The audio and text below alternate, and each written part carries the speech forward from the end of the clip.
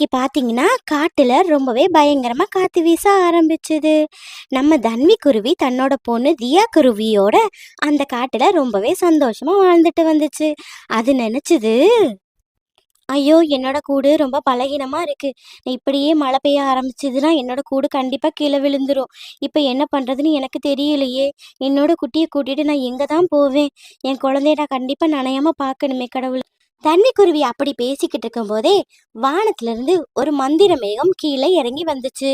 அந்த மந்திர மேகம் தான் மழைய வர வைக்கிற மேகம்.